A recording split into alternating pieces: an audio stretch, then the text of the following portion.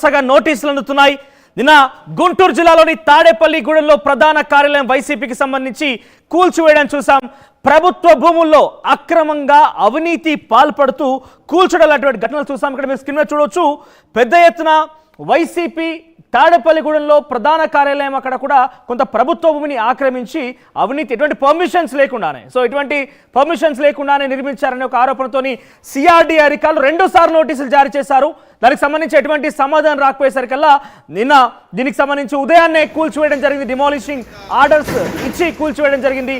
So చాలా పెద్ద ఎత్తున ఈ తాడేపల్లిగూడెంలోని వైసీపీ ప్రధాన కార్యాలయం కూల్చివేత తర్వాత రాష్ట్ర వ్యాప్తంగా మిగిలినటువంటి 26 జిల్లాలకు సంబంధించినటువంటి పూర్తి స్థాయి వైసీపీ భవనాలని కూడా అక్రమమే అనేది చాలా సుస్పష్టంగా పెద్ద ఎత్తున ప్రచారం జరుగుతోంది. దానికి సంబంధించి వైసీపీ నేతలు కూడా కొంత ఆందోళన చెందుతున్న పరిస్థితి కనబడుతోంది. ఉదయం నుంచి కూడా బిగ్ బ్రేకింగ్ అని చెప్పాలని మొదటి నుంచి కూడా జగన్మోహన్ రెడ్డికి వరుస షాకులు తగులుతున్నాయి. ఇక నెక్స్ట్ విషయానికి వస్తే కనుక తాడేపల్లిగూడెంలోని ఈ వైసీపీ కార్యాలయాన్ని కూల్చివేసిన తర్వాత మిగిలినటువంటి 26 జిల్లాలకు సంబంధించి కూడా పెద్ద ఎత్తున సంచలనం రేపుతోంది. ఇక్కడ మీరు చూడొచ్చు, వైసీపీ వైజాగ్ సంబంధించినటువంటి కార్యాలయం ఇది. విశాఖపట్నంలోని వైసీపీ పార్టీ కార్యాలయానికి కూడా ఉన్నతాధికారులు ప్రభుత్వ అధికారులు నోటీసులు జారీ చేశారు. దానికి సంబంధించి కూడా నోటీసులు అక్కడ స్టిక్ చేసినటువంటి విజువల్స్ కూడా చూస్తున్నాం మనం. సోవరాల్గా విశాఖనే కాదు 26 జిల్లాల్లో కూడా ఇదే పరిస్థితి. సో అక్కడ కూడా నోటీసులు ఇప్పటికే చాలా నియోజకవర్గాల్లో చాలా జిల్లాల్లో కూడా అధికారులు అందిస్తున్న పరిస్థితి కనబడుతోంది. ఒకసారి వైజాగ్లో వైసీపీ పార్టీ కార్యాలయానికి సంబంధించి నోటీసులు అంటిస్తున్నటువంటి దృశ్యాలు కూడా చూస్తున్నాం మనం. ఒకసారి దీనికి సంబంధించి మనకు బయట కూడా చూద్దాం, చూసే ప్రయత్నించుదాం. అధికారులు ఎందుకు అంటించారు వైసీపీ కార్యాలయానికి అంటించడానికి, ఈ నోటీసులు అంటించడానికి కారణం ఏంటి కూడా అధికారులు మాట్లాడారు. దానికి సంబంధించి బయట కూడా చూసే ప్రయత్నించుదాం. నా పేరు చేబోల్ దుర్గాప్రసాద్. మా ఊరు కొత్తూరు నరసింహపేట గ్రామం 84వ వార్డు. మరి ఎన్నో సంవత్సరాల నుంచి మా ఉమ్మడి అవసరాల కోసం గ్రామ ప్రజలందరూ ఇక్కడ కాపు భవనం కట్టుకోవాలి, అలాగే ఉన్న స్థలంలో మిగతా స్థలంలో కూడా ఒక ఇండోర్ స్టేడియం కట్టుకోవాలని భావించి మరి ఎటువంటి అక్రమాలకు గురవ్వకుండా ఈ స్థలాన్ని ఎన్నో సంవత్సరాల నుంచి కాపాడుకుంటూ వస్తున్నామండి. మరి 2019లో వైసీపీ ప్రభుత్వం గెలిచిన తర్వాత ఇక్కడ గెలవక ముందు అమర్నాథ్ గారు ఎట్టి పరిస్థితుల్లో ఈ భూమిని మీకు కేటాయించి ఇక్కడ మీకు కళ్యాణ మండపం కట్టిస్తానండి అని చెప్పి ప్రజలందరినీ హామీ తీసుకొని ఈరోజు ప్రజలందరినీ మోసం చేసి అక్రమంగా ప్రజా అవసరాలకి విరుద్ధంగా ప్రజలకు విరుద్ధంగా ప్రజల నిర్ణయాలన్నీ పక్కన పెట్టి ఇక్కడ అనాథరైజ్డ్గా ఈ వైసీపీ కార్యాలయాన్ని కట్టడం ప్రజలందరూ వ్యతిరేకిస్తున్నామండి. ఎట్టి పరిస్థితుల్లో ఇది ప్రజల అవసరాల కోసం వాడకుండా వాళ్ళ యొక్క వ్యక్తిగత ప్రయోజనాల కోసం, ఒక పార్టీ ప్రయోజనాల కోసం ఇక్కడ వైసీపీ పార్టీ కార్యాలయం కట్టడం ఎట్టి పరిస్థితుల్లో ప్రజలందరూ వ్యతిరేకిస్తున్నారు దీన్ని. మరి దీని గురించి మన పీలంగొంది సత్యనారాయణ గారి దగ్గరికి, కొంతాల రామకృష్ణ గారి దగ్గరికి ఈ ఎలక్షన్ ముందు మరి వెళ్ళి చెప్పడం జరిగిందండి. వారు వచ్చి మరి ఈ పార్టీ కార్యాలయాన్ని సందర్శించి ఆయన ఆ రోజు ఒక మాట అన్నారు. రామకృష్ణ గారు, నిజంగా వైసీపీ ప్రభుత్వానికి చిత్తశుద్ధి ఉంటే దీన్ని ఎట్టి పరిస్థితుల్లో నిర్మూలించి ఈ స్థలాన్ని కాపు భవనానికి కమ్యూనిటీ హాల్కి కేటాయించండి. లేని పక్షంలో వాళ్ళు కానీ ఈ నిర్ణయం తీసుకోకపోతే గెలిచిన తర్వాత ప్రభుత్వం అధికారం వచ్చిన తర్వాత ఉమ్మడి కూటమి అధికారంలోకి వచ్చిన తర్వాత దీన్ని ఎట్టి పరిస్థితుల్లో నిర్మూలించి ఇక్కడ 2 కోట్లతోని కమ్యూనిటీ హాల్ కట్టిస్తానని చెప్పి రామకృష్ణ గారు మాట్లాడడం జరిగింది. అదేవిధంగా గెలిచిన 20 రోజులు కూడా కాలేదు. మరి అధికారులందరికీ కూడా సూచనలు ఇచ్చి ఈ యొక్క పార్టీ కార్యాలయాన్ని ఒక తగు చర్యలు తీసుకోవాలని చెప్పి అధికారులందరికీ చెప్పడం జరిగింది. దానికి ప్రజలందరితో కూడా మేము కూడా ఆనందం వ్యక్తం చేస్తున్నామండి. ఎట్టి పరిస్థితుల్లో ఇక్కడ ఉన్న పార్టీ కార్యాలయాన్ని తగు చర్యలు తీసుకొని ఈ పార్టీ కార్యాలయాన్ని నిర్మూలించి ఈ స్థలాన్ని గ్రామ ప్రజల అవసరాల కోసం ఇక్కడ కమ్యూనిటీ హాలు, ఇండోర్ స్టేడియము కట్టుకోవడానికి అందరూ సహకరించి తగు నిర్ణయాలు తీసుకుంటారని నాయకుల్ని అలాగే మీడియా మిత్రులని అందరూ కూడా కోరుకుంటానండి. రోజు దానికి అనుగుణంగా జీవీఎంసీ అధికారులు వచ్చి మరి బిల్డింగ్కి నోటీసులు అంటించడం జరిగింది. దానికి మేము అంతా ఆనందం వ్యక్తం చేస్తున్నాం. త్వరగా దీనికి నిర్ణయం తీసుకొని తగు న్యాయం చేస్తారని మిమ్మల్ని అందరూ కోరుకుంటున్నాం. సో వైసీపీ వైజాగ్లో కూడా తమ భవనానికి సంబంధించి ఎటువంటి పర్మిషన్స్ లేకుండానే నిర్మించింది అనేది చాలా స్పష్టంగా అర్థమవుతుంది. దీంతో గ్రేటర్ వైజాగ్ మున్సిపల్ కార్పొరేషన్ అధికారులు వచ్చి నోటీసులు కూడా అందించడం జరిగింది. సో ఏదేమైనా కూడా వైసీపీ అవినీతికి సంబంధించిన అంశం అయితే భవనాల నిర్మాణ కార్యక్రమం విషయంలో పెద్ద ఎత్తున అక్కడ సంచలనం రేపుతుందని చెప్పాలి.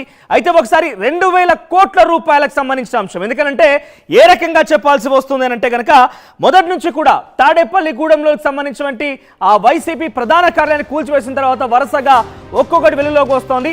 ప్రతి కట్టడం కూడా బ్రేకింగ్ చూస్తున్నారు మీరు, ప్రతి నిర్మాణం కూడా ప్రభుత్వ స్థలంలో కట్టిందే. జిల్లా కేంద్రాల్లో చాలా విలువైనటువంటి భూములలోనే ఇటువంటి నిర్మాణాలు చేపట్టారు. 100 కోట్లు విలువ చేసేటువంటి భూమిలో కూడా ఇటువంటి నిర్మాణాలు చేపట్టిన పరిస్థితి.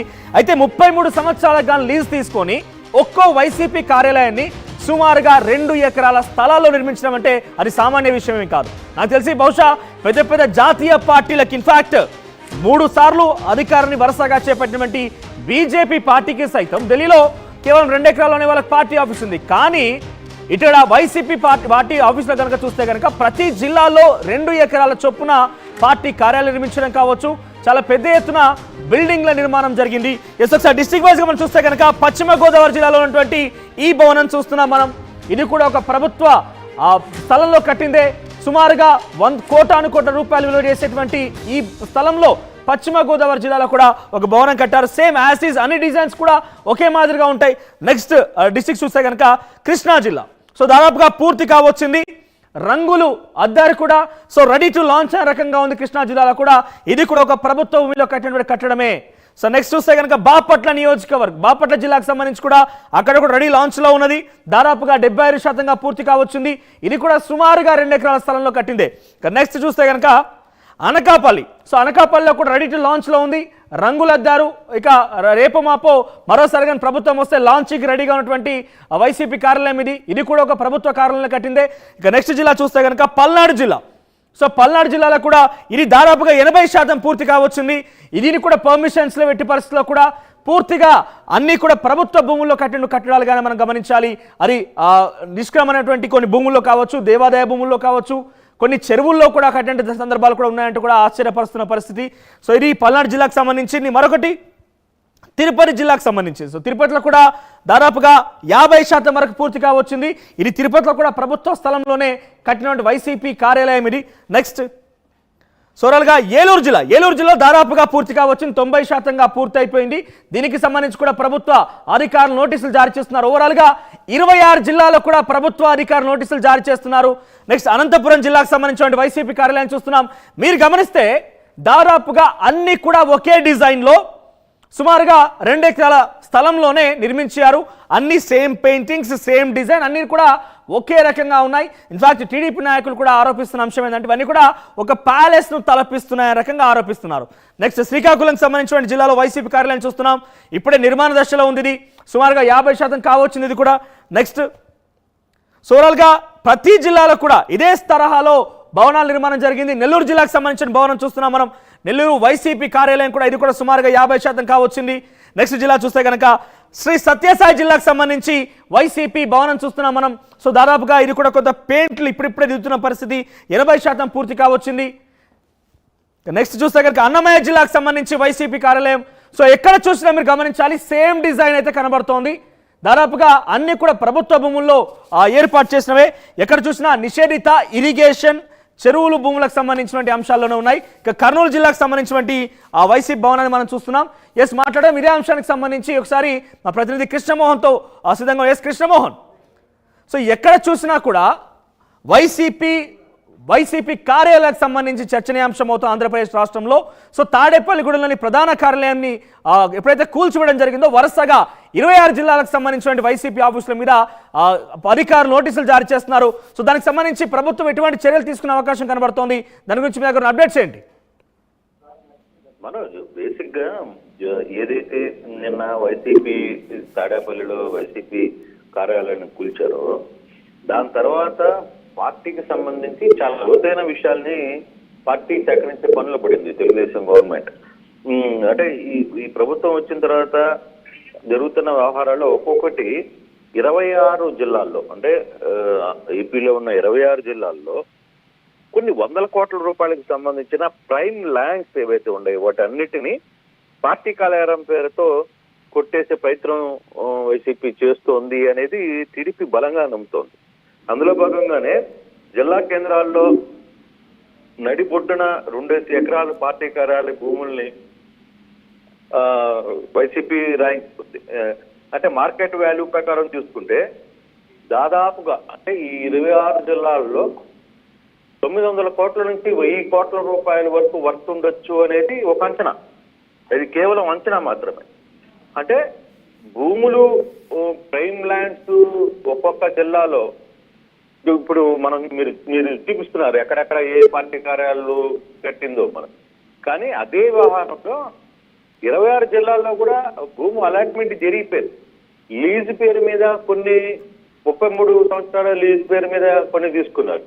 కనీసం 1000 రూపాయలు కూడా దానికి కట్టిన పరిస్థితి లేదు.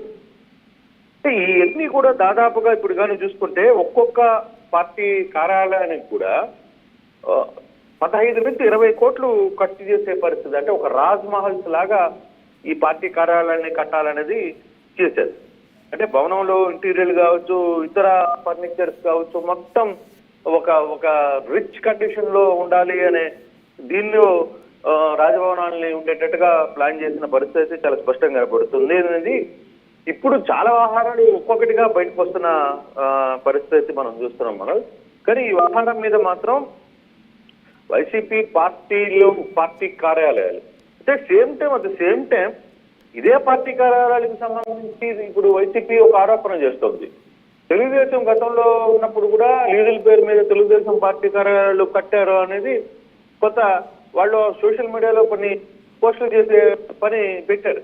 కానీ అది ఎంతవరకు కరెక్ట్ అనే అంశాల మీద మనం కొంత తేడా అయితే చాలా క్లియర్ గా కనబడుతుంది. కానీ ఈ వ్యవహారం మీద మాత్రం ప్రస్తుత గవర్నమెంట్ మాత్రం చాలా సీరియస్ గా కనబడుతుంది. అందుకే అందరికీ నోటీసులు ఇచ్చారు. దాదాపుగా 7 రోజుల లోపల ఈ వ్యవహారాన్ని తేల్చాలి, మీరు మీకు మీ దగ్గర ఉన్న సమాచారాన్ని ఇవ్వాలి.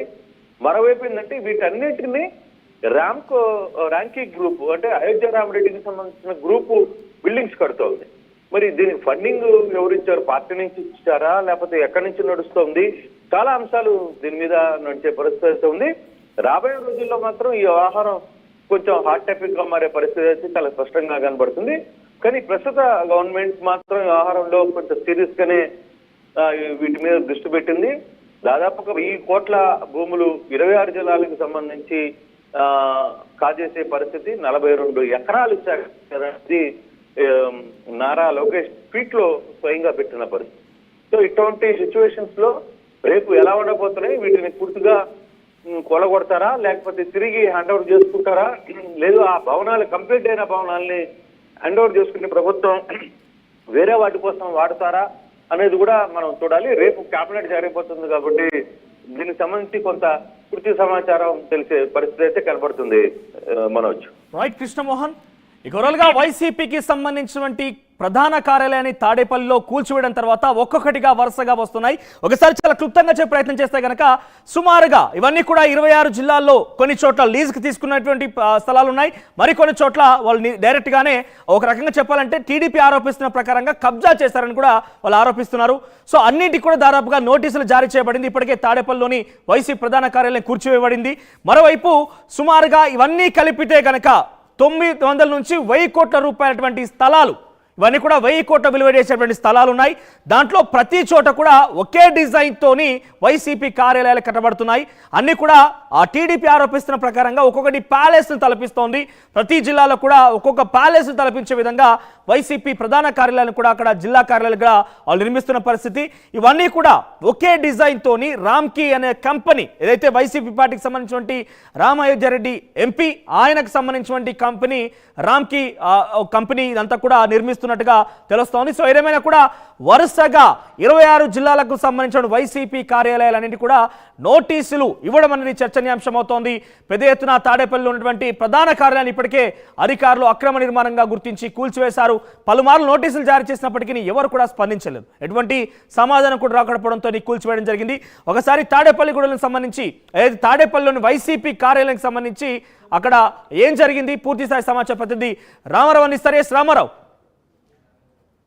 పల్లి మండలం సీతానగరం ఏదైతే వైసీపీ కేంద్ర కార్యాలయం ఉందో కేంద్ర కార్యాలయాన్ని కొద్దిసేపటి క్రితమే పూర్తిగా కూల్చివేయడం జరిగింది. అయితే కూల్చివేత జరిగిన తర్వాత కూడా ఇక్కడ భారీ స్థాయిలో పోలీసు బందోబస్తు ఏర్పాటు చేయడం జరిగింది. ప్రస్తుతం మనం విజువల్స్లో చూడొచ్చు ఏదైతే ఆ కేంద్ర పార్టీ కార్యాలయం నిర్మాణం చేసినటువంటి స్థలం ఉందో ఈ స్థలం ఎంట్రన్స్ దగ్గర పూర్తిగా పోలీసులు బందోబస్తుగా ఉండటం చూడొచ్చు. అలాగనే చుట్టుపక్కల కూడా విజువల్స్ కూడా చాలా చోట్ల చూసినట్లయితే భారీ స్థాయిలో బందోబస్తుగా పోలీసులు ఉన్నటువంటి పరిస్థితి ఉంది. అలాగే ఏదైతే ఈ చుట్టుపక్కల కూడా మనం చూసుకున్నట్లయితే విజువల్స్లో చూడొచ్చు ఇక్కడ కూడా పోలీసు వాహనాలు భారీ సంఖ్యలో వచ్చాయి, పోలీసులు రావటం జరిగింది. అలాగనే మరొక పక్క చూసుకున్నట్లయితే ఒక బస్సు కూడా ఉంది. సో ఈ బస్సులోనే పోలీసులు భారీ సంఖ్యలో ఉన్నారు. ఇక్కడికి మరికొద్దిసేపట్లో వైసీపీ నాయకులు వస్తారన్న సమాచారంతో భారీగా పోలీసులు మోహరించడం జరిగింది. సో ప్రస్తుతం అయితే మాత్రం వైసీపీ నేతలు నెమ్మదిగా ఒక్కొక్కరుగా చేరుకుంటున్నటువంటి పరిస్థితి అయితే మనకు కనబడుతుంది. అలాగే ఇక్కడ ఎటువంటి ఇబ్బందికరమైనటువంటి పరిస్థితులు తలెత్తకుండా కూడా చూసుకున్నట్లయితే పోలీసులు భారీ స్థాయిలో బందోబస్తు ఏర్పాటు చేయడం జరిగింది. అలాగే దీనికి సంబంధించి చూసుకున్నట్లయితే పూర్తి స్థాయిలో ఇక్కడ అనుమతి లేకుండా వైసీపీ 33 ఏళ్ల పాటు లీజుకు తీసుకొని వైసీపీ సెంట్రల్ పార్టీ కార్యాలయం నిర్మిస్తున్నారని ఏదైతే గుంటూరు జిల్లా కార్యదర్శి అయినటువంటి పోతిన శ్రీనివాసరావు కంప్లైంట్ చేయడం జరిగింది మంగళగిరి తాడేపల్లి మున్సిపల్ కార్పొరేషన్ అధికారులకి. సో ఈ నేపథ్యంలోనే దీనికి సంబంధించి అధికారులు చర్యలు తీసుకోవడం జరిగింది. అలాగనే ఉదయాన్నే 6 గంటలకు ఇక్కడికి వచ్చినటువంటి అధికారులు మొత్తం 7 బుల్డోజర్ల సాయంతోనే పూర్తిగా వైసీపీ ఒక ఫ్లోరు కంప్లీట్ అయింది. రెండో ఫ్లోర్కి రెడీ అవుతున్న సమయంలోనే చూసుకున్నట్లయితే మొత్తం 7 బుల్డోజర్లతో వచ్చి పూర్తిగా కూడా కంప్లీట్గా కేంద్ర పార్టీ కార్యాలయాన్ని అయితే మాత్రం కంప్లీట్గా కూల్చివేయడం జరిగింది. అలాగనే గ్రౌండ్ ఫ్లోర్తో పాటు ఫ్లోరింగ్కు సంబంధించి కూడా చూసుకున్నట్లయితే ఫ్లోరింగ్ను కూడా పూర్తిగా ఇచ్చేయటం జరిగింది. దీంతో పాటు ఇక్కడ మళ్ళీ ఎటువంటి ఇబ్బందులు తలెత్తకుండా కూడా పూర్తిగా ఇక్కడ భారీ స్థాయిలో పోలీసు బందోబస్తు కూడా ఏర్పాటు చేశారు. అలాగనే అదనపు పోలీసు బలగాలను కూడా ఇక్కడికి రప్పించడం జరుగుతుంది. మరికొద్ది సేపట్లో ఇక్కడికి మాజీ మంత్రి అంబటరాంబాబుతో పాటు వైసీపీకి సంబంధించినటువంటి ఎమ్మెల్సీలు అలాగనే ఇతర నేతలందరూ కూడా ఇక్కడికి